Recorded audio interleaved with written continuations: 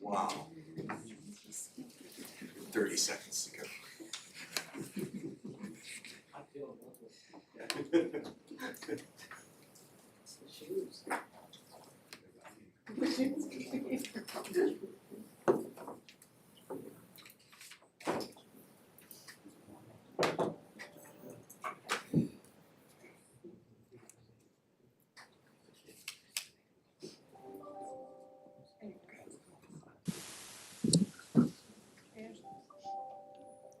We sat in the back. Okay, I call to order this public hearing at 3:15 p.m. Tuesday, July 15th, 2025. Good afternoon and welcome to this public hearing. I would like to acknowledge that the town of Gibsons is situated on the traditional territory of the Skokomish Nation. And this public hearing is being held to consider official community plan and zoning amendment bylaws for 901 and 917 O'Shea Road. I will introduce the council members present today. Councillor David Kroll, Councillor Anne-Marie de Andrade, Councillor Christy Thompson, and Councillor Stafford Lumley. I am Mayor Silas White and the chair of today's proceedings. A public hearing is a statutory requirement under the Local Government Act. All persons present who believe their interests are affected by the proposed bylaw amendments shall be given an opportunity to be heard on the matters contained in the proposed bylaws. Under the Local Government Act, the chair of a public hearing is entitled to make procedural rules for the conduct of the public hearing. This public hearing is attended in person and is being viewed on YouTube and also has Zoom access as well for those wishing to participate online. And for this public hearing, we will use the following protocol. If you wish to speak at the hearing, please make sure you have requested to speak with our recording secretary, Lisa Evanson. So if you sign your names there, you're on the list. Lisa has that. If you're online, please click the raise hand button and we'll add you to the list. Then when you speak, please come to the mic. We need to make sure that it's on so it can be heard online too. And please identify yourself by clearly stating your name and residential address before beginning to address council. Members of council are present to hear your submissions, not to answer questions or debate the merits of the bylaws under consideration. Council members may ask for clarification from members from the public after their submissions, and I would ask members of council to do that through me as the chair. Speakers are allowed up to 3 minutes to make their initial presentation and may not transfer all or part of that allotted time to another speaker. Persons wishing to speak a second time with new information or perspectives may do so only after other persons wishing to speak have been provided the opportunity to speak for a first time. So Lisa will keep track of that, making sure we have everybody ready for the first round and then moving on to the second. Persons speaking that second time will be limited to 2 minutes. Persons wishing to speak a third time with new information or perspectives may do so only after all other persons wishing to speak have been provided the opportunity to speak for a second time. And that third time opportunity will be limited to 1 minute. Today's proceedings will continue until everyone who wishes to speak has had an opportunity. If necessary, we will adjourn this meeting at the set time and date to reconvene a public hearing. It is important to note that council members have not made up our minds on this issue. A public hearing is not a referendum or a vote of those who show up, but rather for council to consider concerns from the public as part of our overall deliberations. Focusing on the topic, which is the land use change, will definitely help your case and I may intervene to ensure that we need to stay on topic if necessary, though I certainly hope I do hope I don't need to. If you have already made a written submission, we have read it. I guarantee we've read it.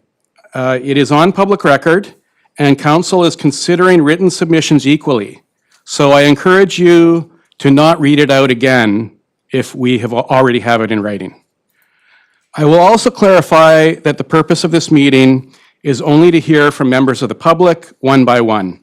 Council will further discuss what we've heard and other aspects of this development proposal and its overall impact on our community at the subsequent council meeting to consider third reading of this bylaw. And that subsequent meeting will take place today, right after the hearing.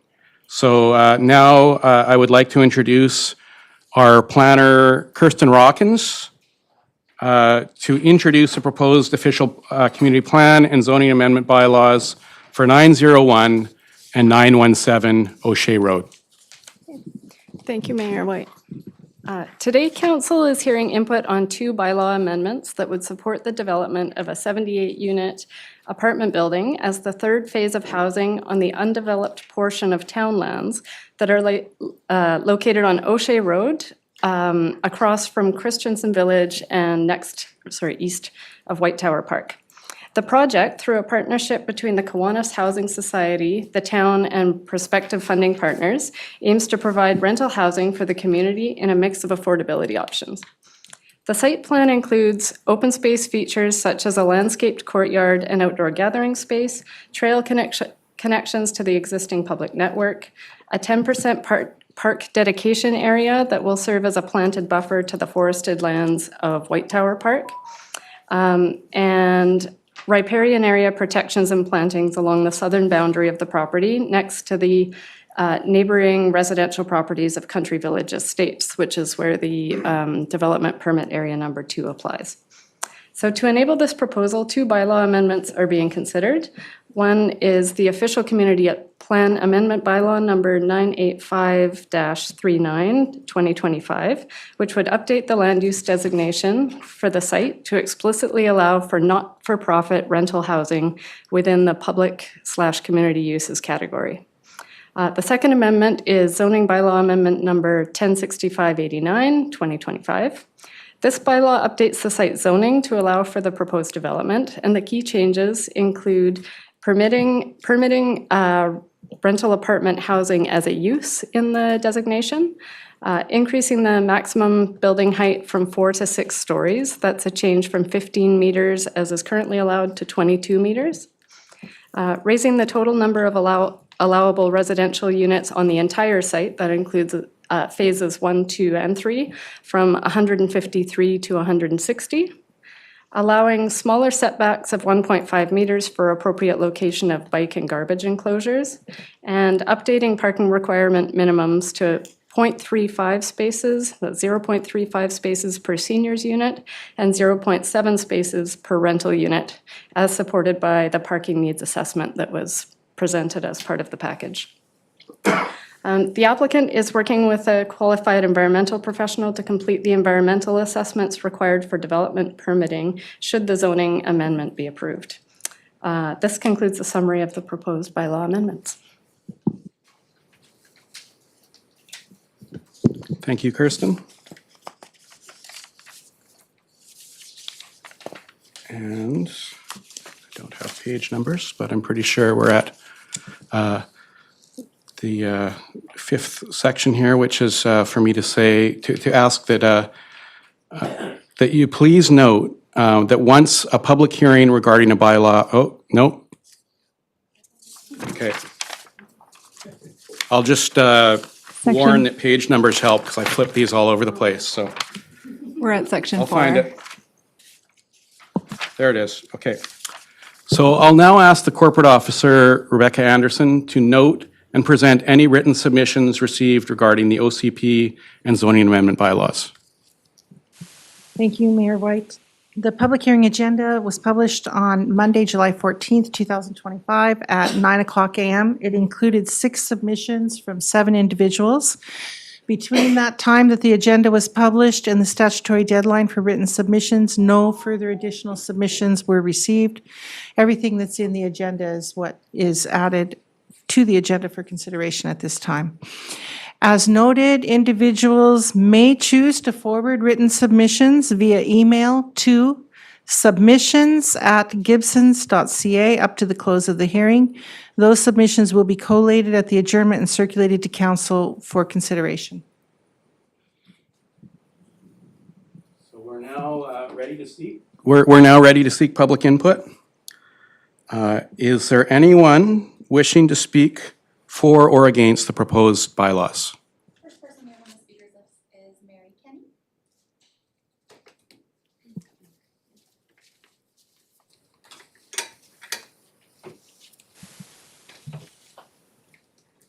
Mary Kenny.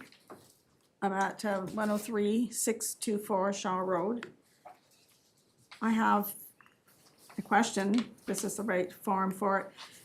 That's how the traffic will get from back to the third building. I'm frequently at Christensen Village, and there's just that little roadway.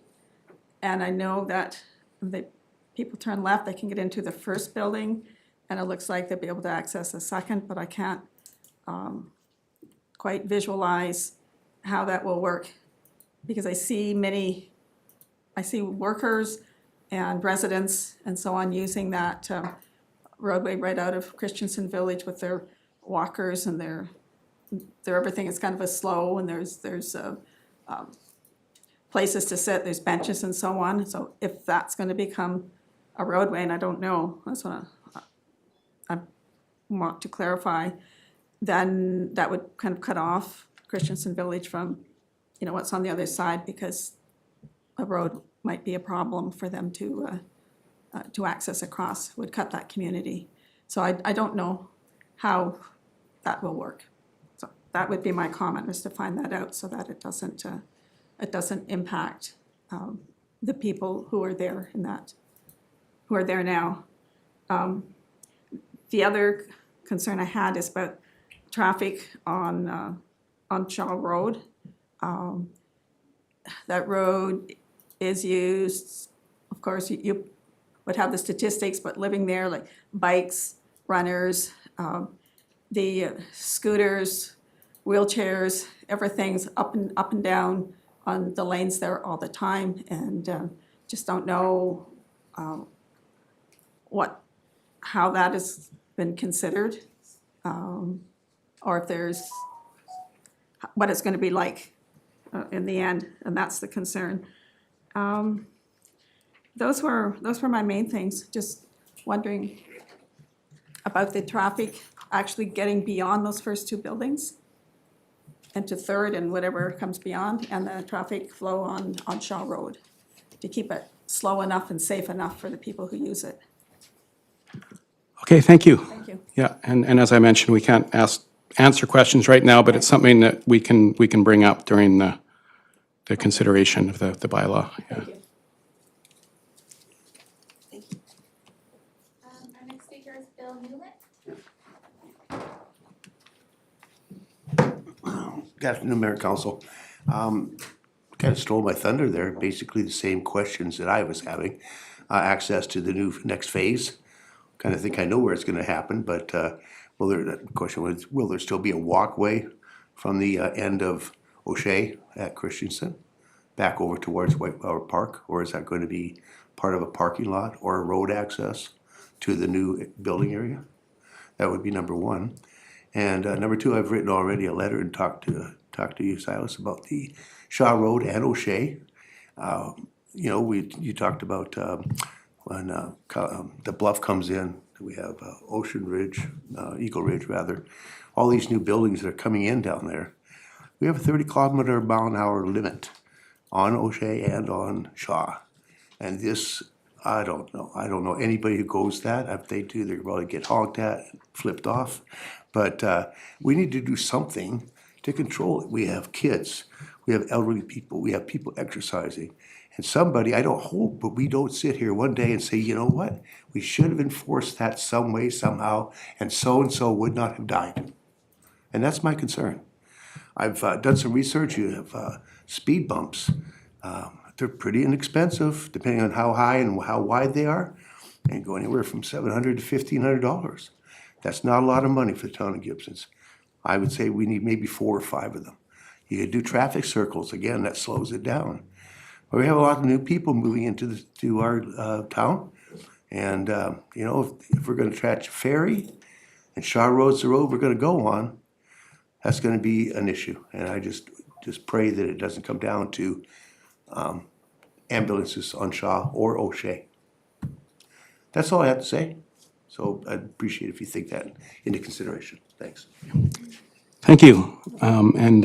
Yeah, I'll just quickly note, usually, I mean, yeah, there are concerns that have come in about parking, or sorry, traffic all around town. And what we're doing to respond to that is we've got a traffic study that's coming next year, I think. And we want to have a holistic view rather than kind of pick off one neighborhood by neighborhood and make sure that it's kind of a standard view across the town, with it, making sure safety applies in a consistent way. So I'll go to the next. Okay.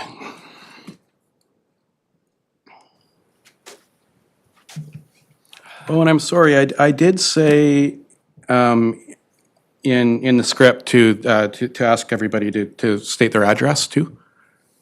I don't know if we caught that for the first or for the last one. You've got it, though? You've got it. It was written in.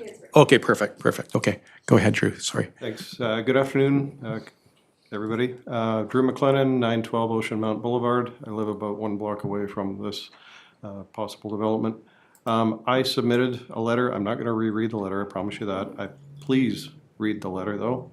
My point here is just for impact. I'm going to just, in 50 words or less, basically tell you why I want you to read the letter. I and others living in that neighborhood are weary. There's so much development that has taken place in that particular section of the town. We're getting sick and tired of it. It feels like you're picking on us. You know, the pump house development that went in, like literally across the street from myself. I know you guys aren't dealing with the private stuff like the Eagle Vista or Eagle, whatever the hell it's called at the end of Inglis there. That thing's been going on for years. The development that took place at the end of O'Shea that used to be the police station and everything, now it's supportive housing and all that. The thing on Shaw Road, which is, you know, the low-cost housing, love it. I love low-cost housing. I'm not against it. It just feels like you guys are trying to jam everything into that one neighborhood. Please pick some other part of Gibsons and try and develop it. You know, do something somewhere else. I'm sick of the sound of construction, dump trucks.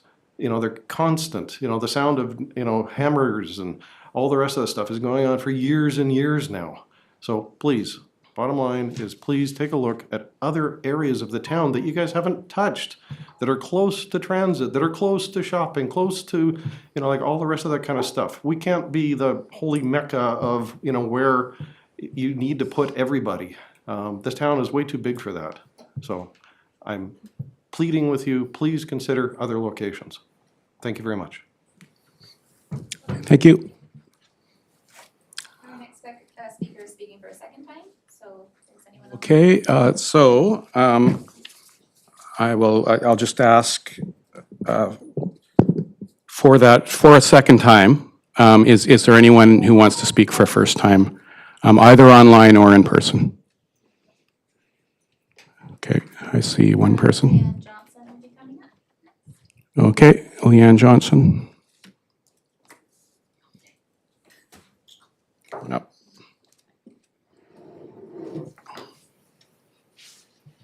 Hi. I would like to speak strongly in favor of the OCP and bylaw amendments to allow this project to proceed. I have been waiting for years to see this property developed and was on council at the time when the property was first purchased for the purpose of community benefits in affordable housing, in healthcare, in those kind of broad beneficial uses. And this project fits. I also approve of the height because that building will not impact sunlight on any of the adjacent properties. Phew, what a relief that is. And the use with the Kiwanis, I know, is an opportunity that has been rare. When these opportunities come along, we really need to grab them. I also recognize that the town has limited lands to make available for affordable housing. And this is, I believe, just about the last opportunity we've got to use it for permanent affordable rental housing. The other important thing here is that the mixture of incomes means people living in those houses, in that rental housing, are not living in a ghetto for low-income people. It removes the stigma and gives opportunity for all of the residents there to integrate into the community in a much stronger way than when we have people living in housing that is segregated by income level, whether that's a high income level or a medium income level, whatever. So I really like and know that we need the rental stock. We know we need it permanent, not so it doesn't disappear. And the operator in this case has successfully operated rental housing for years in the community, at least 30 some, more actually a lot more. So I want to support the project. I do have some concerns about the process and the opportunity for people to ask questions about new developments.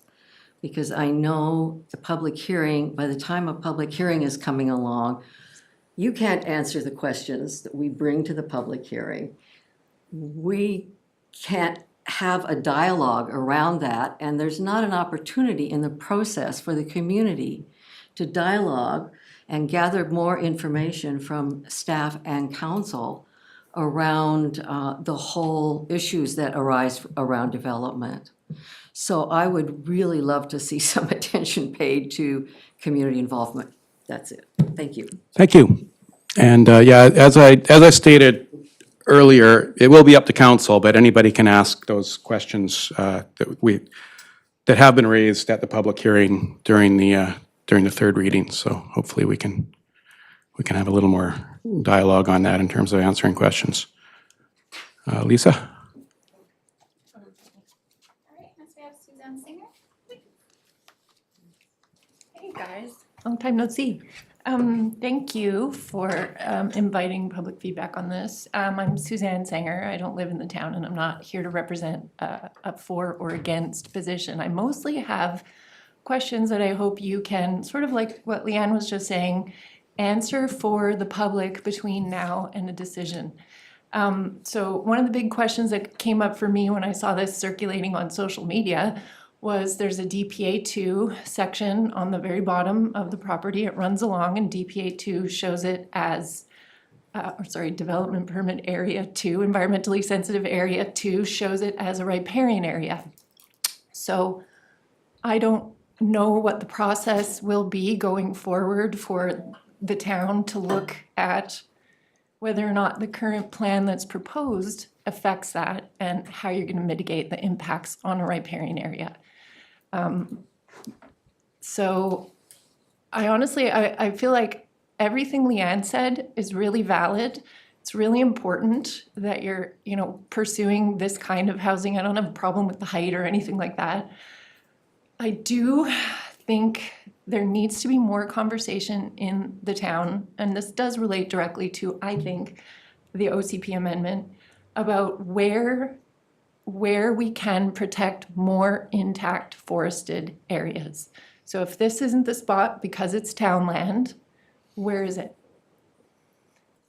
I would like to hear more of a conversation about that. I know you just did your urban forest plan, and the question of whether or not to keep going down and carving out intact forests or to improve zoning and OCP land use forethought to add more natural areas to the town. I would really like to hear more about what your plans are in that regard. I think that's it. Okay, thank you.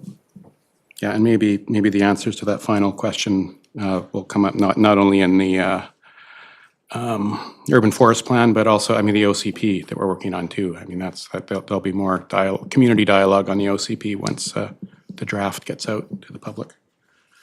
Yes, we have Wanda attending on Zoom. Okay.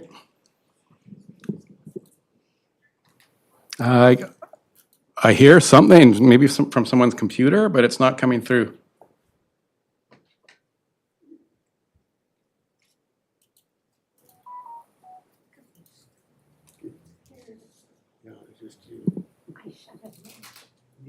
She needs to unmute and put her camera on.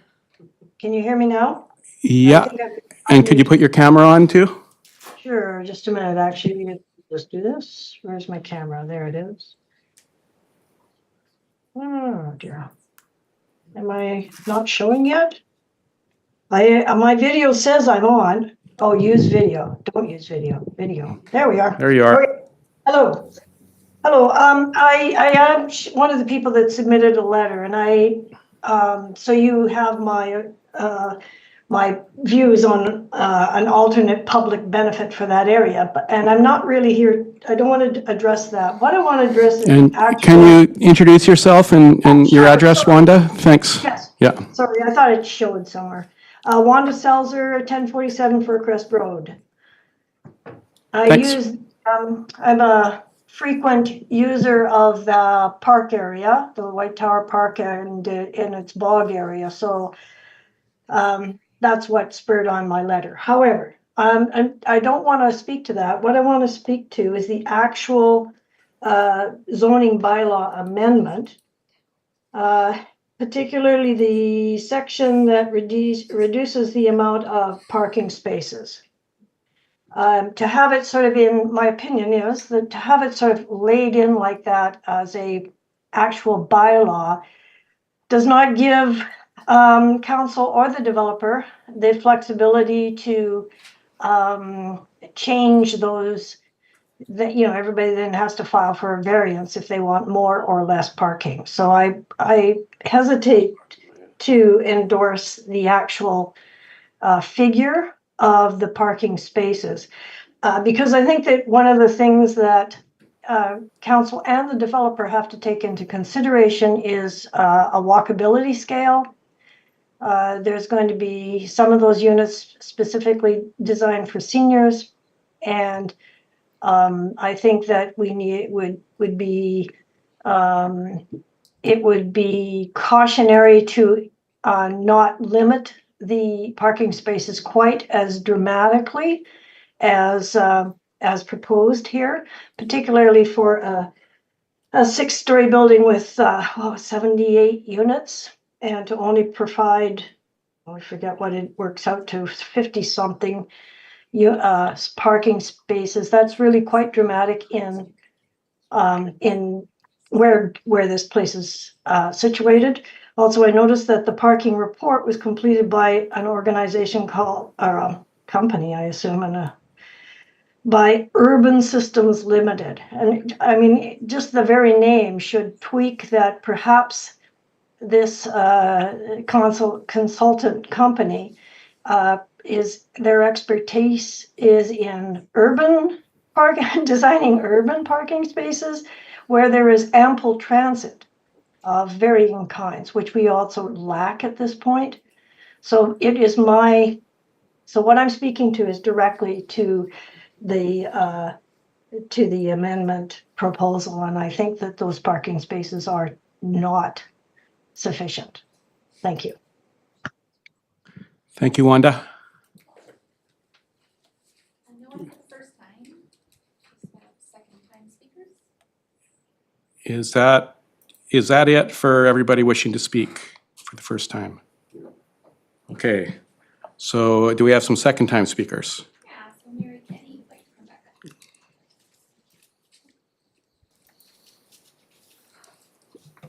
Thank you. Mary Kenny, 103 624 Shaw Road.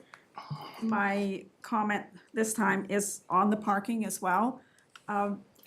I frequently run in that area, and parking is perhaps not that well organized in that lot between the first and second building right now.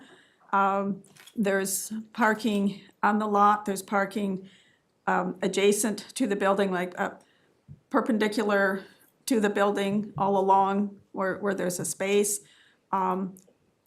There has been overflow parking on areas that don't belong to that. And I know that figures were quoted as to how much percent or portion of a parking space per unit was being used, but I'm going to challenge and ask you to find out how many vehicles belong to the people in that first building. It might be more than what you anticipate, and that might be something to factor in to the other buildings, to 2, 3, and beyond, because that then spills over. If there's not enough parking, adequate parking, then people are on the road, they're here, they're there, it just becomes not a very nice area for that reason. So take a look from needing more.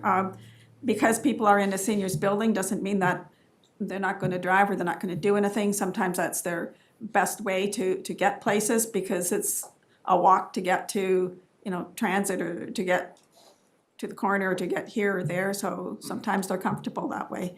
And they also have like visitors and all kinds of, other demands on parking. So look from the other end as to what is being used now, rather than just what's a good portion to like 0.3 or 0.7 to figure, because it might be, one of us will be surprised at the outcome of that. Either. Okay. Thank you. Okay, thanks. And we'll try to get to that when we discuss the third reading too.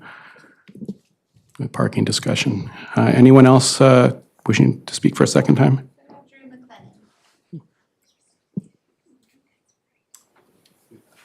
McLennan. Drew McLennan, 912 Ocean Boulevard. I've heard several people speak about the height of the building and them being fine with it. I have nothing against buildings per se, but a 6-story building is large. If I don't know where any of you live, I don't want to know where any of you live, but I think all of you are charged with being, you're supposed to be on the lookout and be acting on behalf of, the general populace of the town here. The people in Country Village, I can't even imagine. I live a block over from that, so this isn't me personally, but how would you like to, any one of you, how would you like your house to have a 6-story apartment building being put up like right there? I mean, it's gargantuan. And yes, again, I'm all for affordable housing. Why does it have to be there? Have you walked through that park? If you haven't, I implore you to do so. It's a beautiful park. White Tower Park is very, very nice. We have so much, I don't know what lands the town owns and everything else, and yes, I know that's obviously a factor, but there is so much scrub land around here, like up on Reed Road and places like that, where nobody would care if you took those trees down or developed there. If you put a 6-story tower there, nobody would be, bothered by it, type of a thing. But you're literally dropping this monumental building right into a residential neighborhood, and nobody's saying anything about it. So I am. So please consider that. Thank you. Thank you.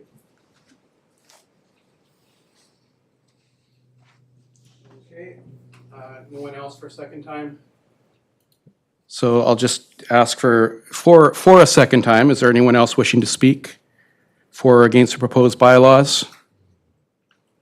And for a third and final time, is there anyone wishing to speak for or against, or just to make any comment on these? It always says for or against, but that's okay just to ask questions or state concerns, as many of you have done. So I see no one else, and no one's online? Okay. So please note that once a public hearing regarding a bylaw is adjourned, Council may not continue to receive further information or feedback from members of the public regarding that bylaw. Municipalities are legally required to ensure transparency, procedural fairness, and due process when considering public input regarding a bylaw. For this reason, council and staff accept public input up to the adjournment of the public hearing, and nothing is accepted afterwards. So I will just check with our corporate officer regarding that to see if any more written submissions have been received. Nothing further. All the submissions that were received after the deadline were added to the agenda and circulated already. Nothing further has come in. Thank you. So there being no further input, I will entertain a motion to adjourn this public hearing. Moved by Councillor Thompson, seconded by Councillor Kroll.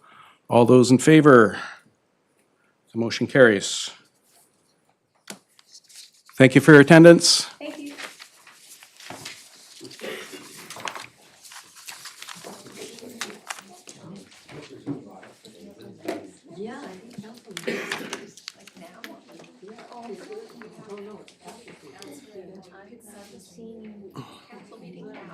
Anyone need a quick break? Washroom break? Do it now.